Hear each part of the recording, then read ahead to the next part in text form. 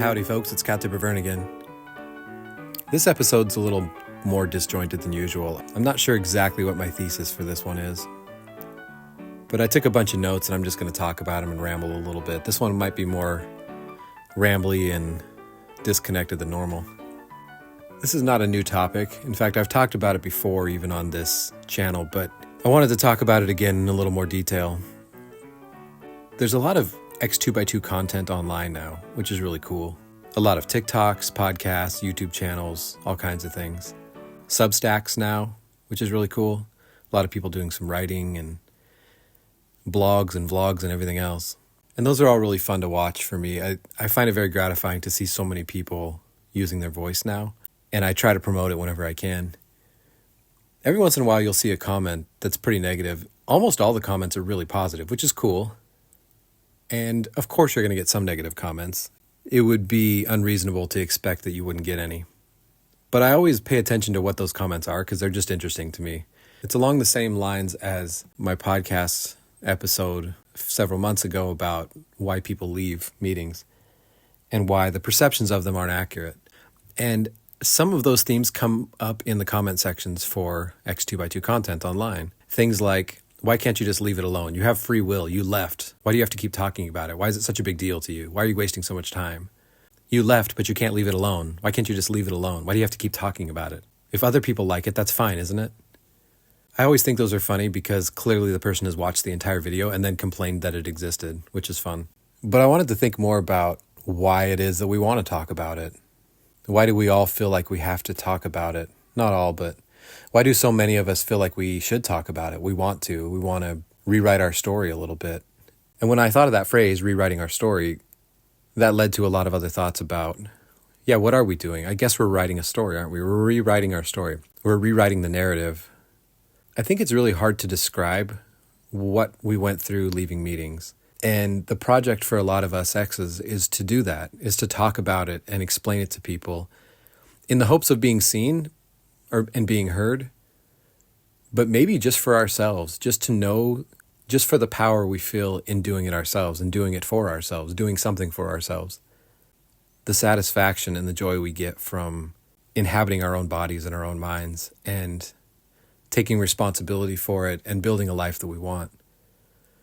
One of the best analogies I heard recently for leaving religions was becoming a refugee, leaving a country and going to another country or another land and maybe not speaking the language, maybe not understanding all the customs, knowing that you did the right thing, you were fleeing from something, but now this new place you're in doesn't maybe make sense all the time.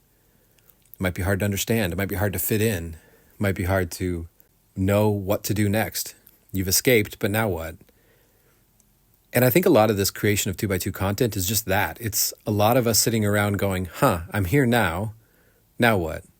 There's a perception within professing communities and in a lot of high-control religious communities that, they left, but they can't leave it alone. Why can't they just leave it? Why can't you just leave? Just get up, leave, and don't think about it anymore. Don't talk about it anymore. Stop obsessing about it. And I'm here to say that I don't think that's possible, and I really don't think it's healthy. The suggestion that you can just leave implies that when you put the first part of your life down, you can take a step across the threshold and pick up the next part of your life and just continue on. And that's not really how it works. It occurred to me one day that this story we've been writing about our life, this journal we've kept since birth, turns blank when we leave. The next page is blank. We've become completely unwritten. We don't have another story already written for us. We're starting from a blank page and trying to write out what's next. When you're a refugee in a new land, such as it is, when we're in the world now, when we've spent so much time and not of the world, that's confusing. So I'm going to think about that today, and I don't know, I'll try to make some of this make sense. We'll see how it goes. I'm going to try to talk about that loss of identity you feel when you leave, the blank page that is your next identity, combined with the jarring change in your reality, change in the setting of your life. Everything around you completely changes, and processing all of that is challenging. Maybe in some ways that's what this entire podcast is. This channel is just me doing that. Trying to figure it all out, put it into words and say it. See if it resonates with anybody and maybe helps me understand it a little bit too as I go. People inside always say they left but they can't leave it alone, and that's true because I don't feel like it's left me. Maybe it never will. The next page of our life is blank because we've literally never known another way. We're leaving the only thing we know. The formative years of our life were spent learning about the way we were in, learning that language, those meanings for words, those purposes, those things that were unique entirely to the 2x2 system, similar to a lot of other religions, but fairly unique to them, fairly unique to the 2x2s, purposefully because they didn't want to be like the world. We can't leave it alone because it's our entire past. And now we're going forward. So I'm going to talk about that today. I'm going to talk about that transition from having everything written down for you to becoming completely unwritten. When you leave professing, when you leave the meetings, leave the 2x2s, one of the first realizations is that your past isn't what you thought it was. It's not that you were living a lie necessarily, although some people could say that. It's not that people were lying to you necessarily. It's just that it looks a little different from the outside. You grew up thinking you didn't have a name, but people have a name for you. You grew up thinking your history goes all the way back to the shores of Galilee, and it doesn't go back quite that far. You learn you actually do have a history, and the workers have a history. Your interaction with the Bible has always been a certain way, so if you leave and you want to continue to be religious and you continue to believe, you'll realize that a lot of other Christian religions don't interact with the Bible the same way.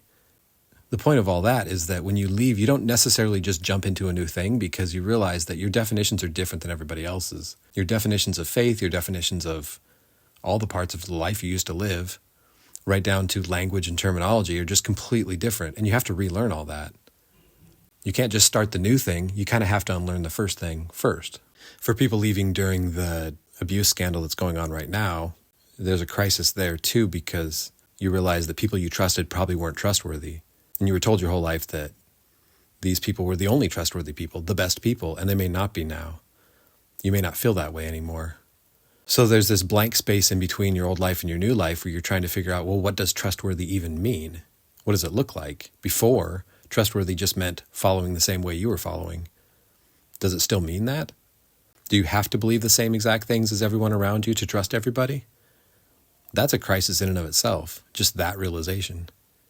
The first part of becoming unwritten, in my opinion, is pulling out the eraser and going back and looking through at all of the old meanings and trying to decide which ones even matter anymore, which ones are important, which ones do you want to form a life around.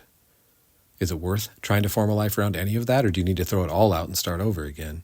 You're not just hopping from one belief system to the next. Now, some people are.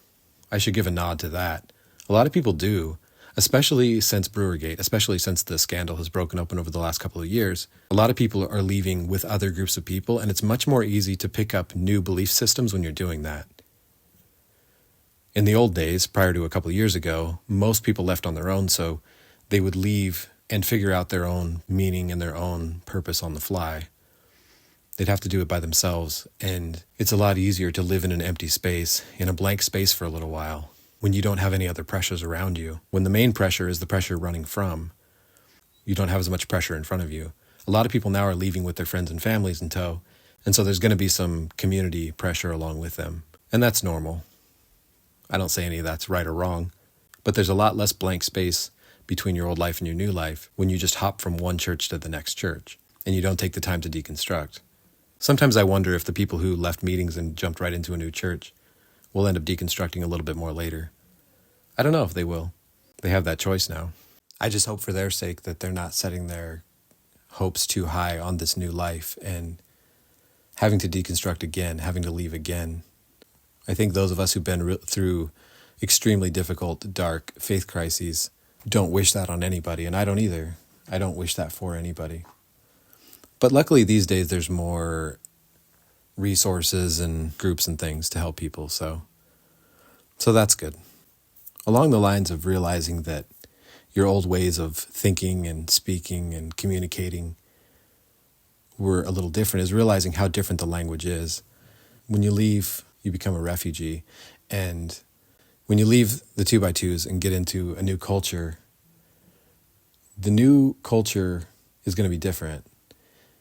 The world is different, language is different, words are different. Language is hard. The older you get, the harder it is to learn a new language. And I think that goes for a lot of different things. I can't say for sure, but I'm speculating. You can tell me in the comments if I'm right or wrong about this.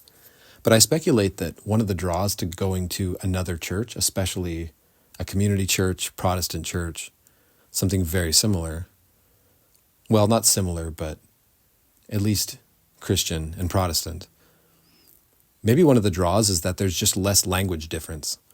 It's like the old country and the new country are similar enough. The old world is similar enough to the new world that a refugee can feel comfortable there. I don't know. I'm speculating because I haven't done that myself. Well, I have. I've listened to some new churches, but I haven't really clicked with them, and I don't really actually like that language a lot of the time, so I'll talk about that some other time. When you enter a new culture, the new language is hard, and it's not always obvious if you've never heard a language before that the sounds all mean something. When you grow up your entire life speaking one language, then you hear another language, it doesn't just sound like the same words pronounced differently or a different word for everything. It sounds like chaos. That's kind of how the world feels when you've been told to avoid the world your entire life. It seems chaotic. It seems morally ambiguous. It seems intellectually inconsistent sometimes. So when you're going into a new world, and that's chaos, but you're leaving a world that was chaotic as well for different reasons, sometimes there's just a blank space in between where you have to sit for a while. It takes time to learn new meaning, not just the words, but the meaning and the thoughts and the ideas and the customs of wherever you're moving to. That's why the middle part doesn't even feel like part of the story sometimes. It just feels like a blank space in the middle, an unwritten part. And that's okay. In my opinion, it's okay to just sit here for a little bit and reassess the old ways before necessarily coming up with new ones. The old way, the way we were raised, had very specific ways of talking about everything. And they didn't really coincide with reality, necessarily. Reality to us was always viewed through a 2x2 lens, and that 2x2 lens was heavily weighted on morality. X's oftentimes realize they have a hard time identifying and solving problems because in the real world, not all problems are just moral problems. If you fail at something, it's not just that you are a bad person. 2x2 culture tends to teach you that if you fail, you've sinned. And if it doesn't say that explicitly, they'll say, God helps those who pray and who put their trust in him. If you put your trust in God, if you put all your faith in, if you truly have faith, God will help you. God will make it work out. So when things don't go exactly right, you take it personally and you know that you've sinned in some way. You failed the people around you. You failed God, maybe, if you believe in God. You failed the situation. I dealt with a lot of that as I was leaving. I felt that the reason I was even having a faith crisis was because I had failed in some way, that I was morally a bad person. And I had a hard time squaring that because I didn't think I was. I still don't think I am. I don't think I'm a perfect person, but I don't think I'm a bad person. I think I'm a human that's trying to figure things out. Part of being a refugee is realizing that in this new country that you were going to, the worldly world, sometimes things just happen. And the problems you solve have to be solved pragmatically. Having problems doesn't mean you're not worthy. It means you have a normal life.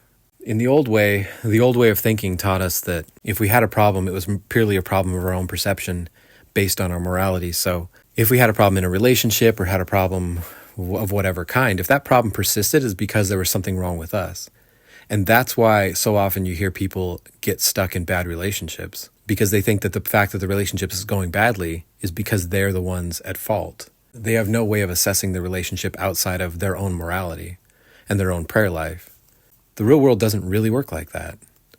Not to say prayer isn't valuable in a lot of ways, but the real world isn't based on how worthy you are.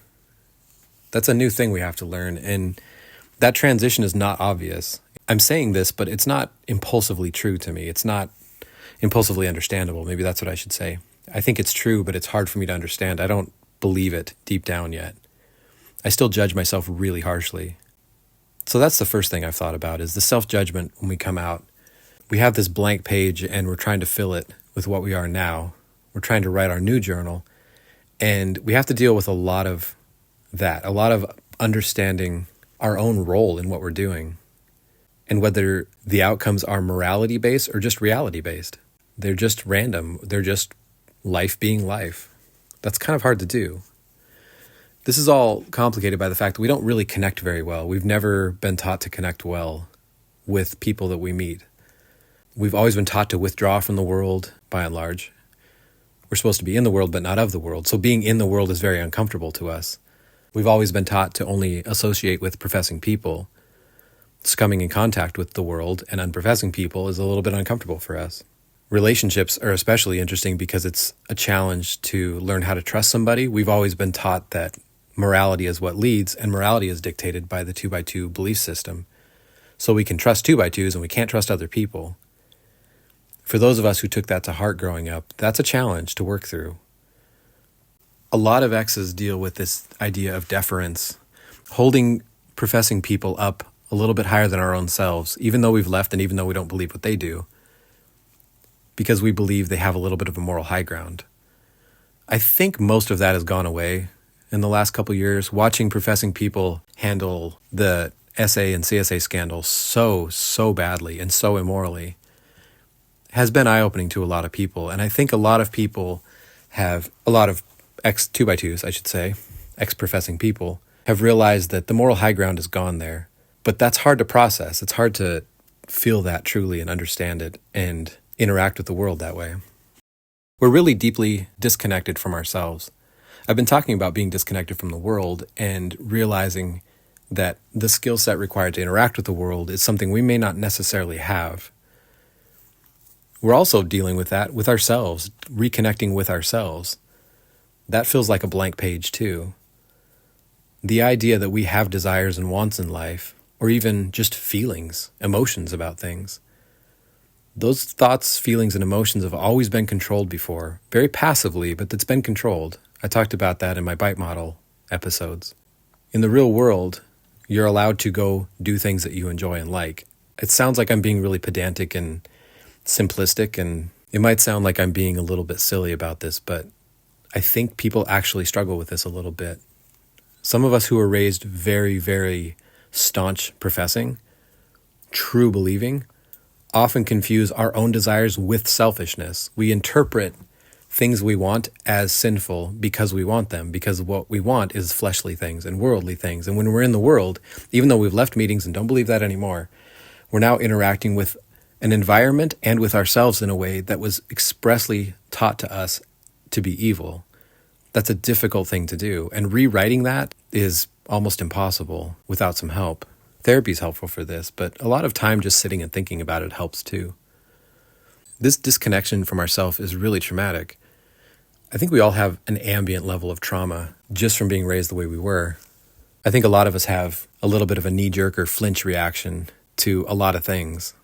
A lot of us have to work through trauma responses just to get to what we know is the right thing to do for ourselves, especially after the last couple of years where so much trauma has been experienced at the hands of the workers and at the hands of some elders and the 2x2 system.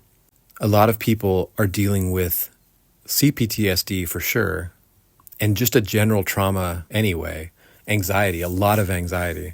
Sometimes it's hard to even parse out what's mental illness and what's a trauma response and what's just 2x2 conditioning.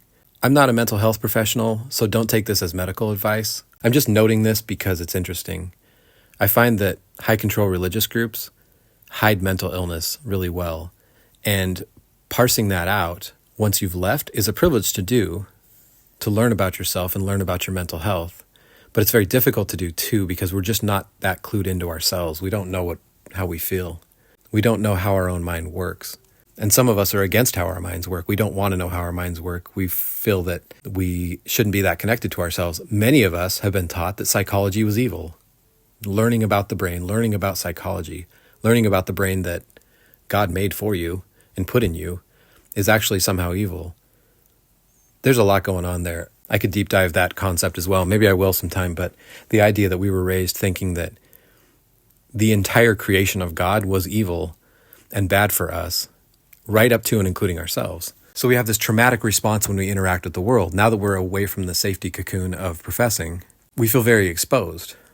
We're out in the world feeling very exposed, and we feel even mentally exposed in ourselves. A tendency when we feel really exposed is to avoid things, I think. I think a lot of us deal with it that way. A lot of us deal with the feeling of being exposed with avoiding it completely. And We all have this instinct to hide from ourselves, hide from the world, and avoid everything, avoid even conversation about meaningful things. The old way of believing, the 2x2 faith, was extremely avoidant, always avoiding important topics. Every social topic that mattered, every topic even about our own selves, our own likes, our own wants, our own desires, etc., those were always avoided because it felt like we were leaning toward the flesh and we didn't want to do that. There's a reason a lot of people, when they realize that they can write their own story, also realize there's a lot of new things about themselves. The most notable things are people who realize that their sexuality is different, or maybe even their gender expression is different than they thought. They'd believe themselves to be something their whole life because they thought that was the right thing to do. And again, everything is morality based, so the right thing to do is the right thing to do. And the right thing to do is whatever a worker tells you. When you're free to make those own decisions, that blank page looks very different and it feels very uncomfortable, and we avoid a lot of those topics. Engaging with them is an act of bravery, in my opinion, and I appreciate anybody who engages those topics. And that doesn't mean that we get it right all the time. Many people engage topics about their life, important topics, haphazardly at first. That's okay. We have to live and learn a little bit.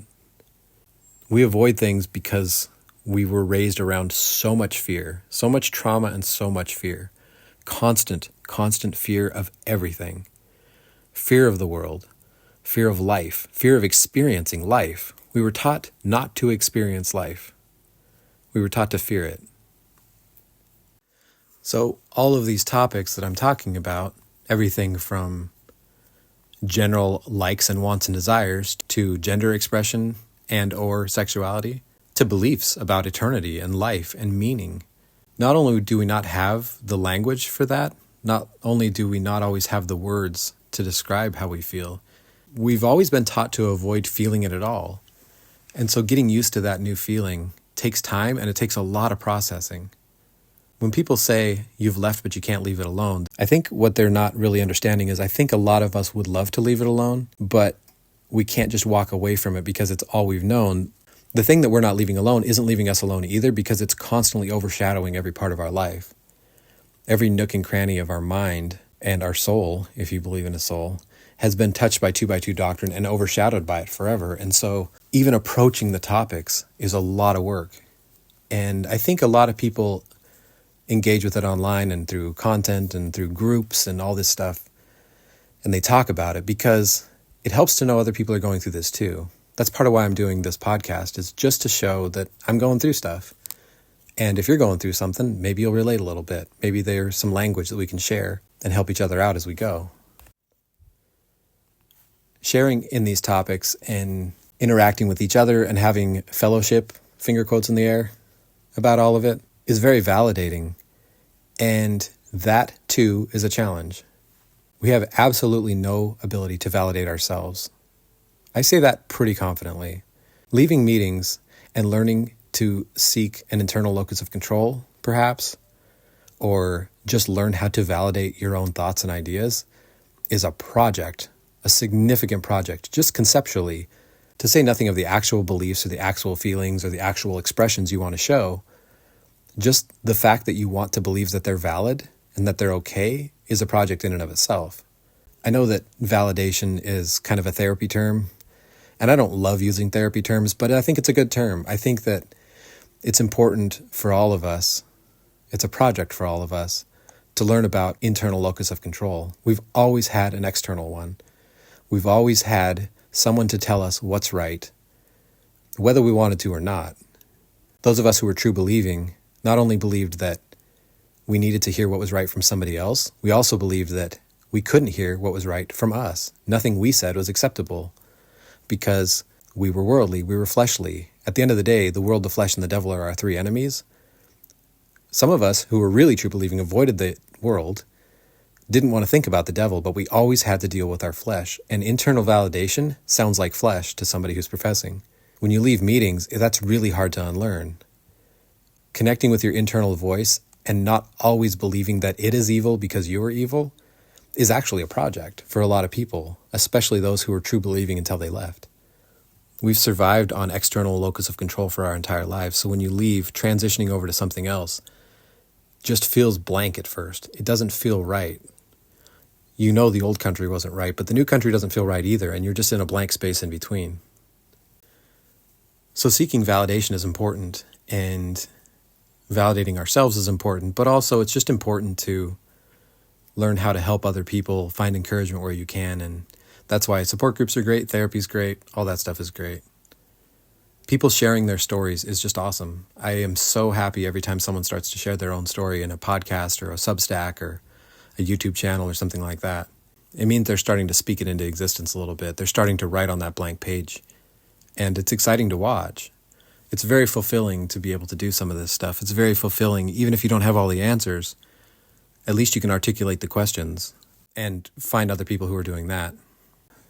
Part of leaving meetings and part of being a refugee is the realization that you only exist as an X 2x2 at first, especially if you were born into meetings. You were born to be a 2x2. You were born to be professing. And you were told that you were lucky to do that. You were lucky to be professing.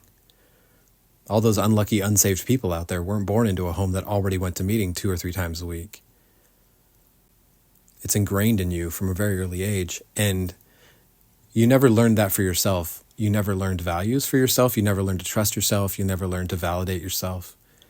And you never learned to group together with people with like interests and values. You had those values externally given to you. And so validating yourself, validating your new feelings, and validating your new life, and coming up with those values yourself actually feels morally wrong at first. So for a long time, there's always a space between leaving meetings and feeling that validation where you just feel like an ex-member and that's it. When my wife first had the idea to start a support group online for ex-members of the 2x2s, for people leaving meetings, my first reaction was that I didn't want to do it. Or not that I didn't want to do it, I just wasn't ready for it. I felt like I was in a blank space between the old ways and the new ways, and I wasn't sure I wanted to just be an X. I felt like since I was in that blank space, I was defined mostly by being X 2x2, and I really didn't want to just be X. I didn't want to be a bitter X, an anti-whatever, an anti-professing person or something. It's tough to even be anti-something when it didn't have a name in the first place. But I didn't want to be defined by that. I wanted to be defined by what I was going to in the future, the new thing. Whatever I was going to be later, whatever bigger and better thing I was going to, I wanted to do that. But I didn't know what that was yet. I wasn't really comfortable in that blank space. I wanted to write it out first. I didn't want to dwell in being unwritten because I thought that might just look like being an X, being an angry X, being against meetings. But I realized as I thought about it that that blank space in between has a lot of meaning as well, because you get to decide how to write it. The part where you formulate it, the part where you talk about it with others, think about it, reassess your past, think about your future, that whole project in the middle, that unwritten blank space between what you were and what you're going to become, is full of meaning too. It's actually a privilege to be in that place. And also, I just felt like I had to do it. I had to be in that place. I realized that there was a lot of value for me in that unwritten space, in between chapters, in between books. There's a lot of fellowship, if I could use the word. There's a lot of camaraderie in that space. The space that hasn't decided all the answers yet, that admits that there's a lot of unknown stuff. Life is unknown. Life is random. And no matter what your beliefs are on the other side of all this, there's still camaraderie in the middle, in the unwritten place. And there is a process, a beautiful process in my mind, of just becoming unwritten, of choosing to step into a place that doesn't have all the answers yet. Because in that place, you can redefine your past or reinterpret it and understand it better, and then be more meaningful going forward, be more purposeful, take responsibility for it. That unwritten part's really important.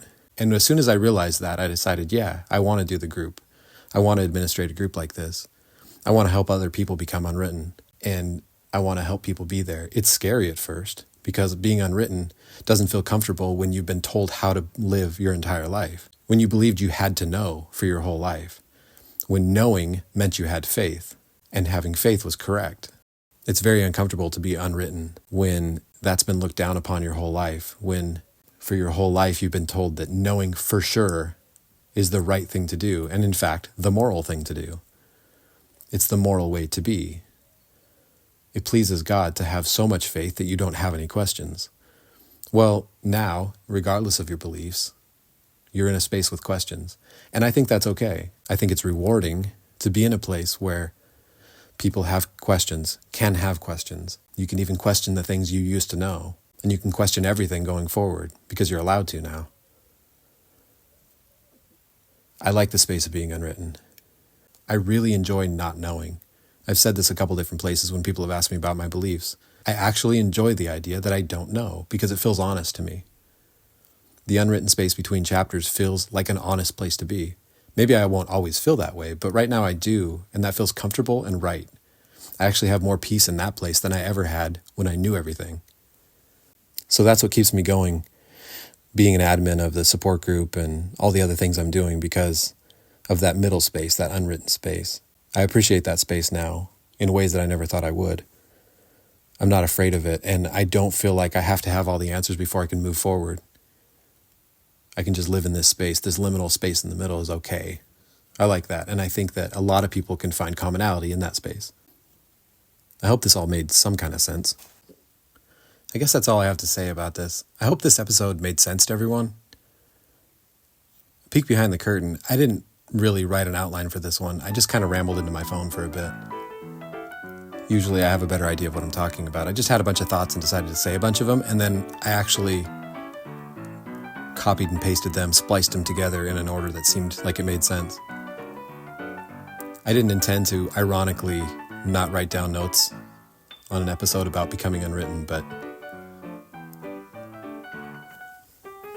the irony of not writing down a good set of notes or an outline for an episode called Becoming Unwritten is not lost on me, but it also wasn't intentional. It just turned out that way. Sometimes life just happens.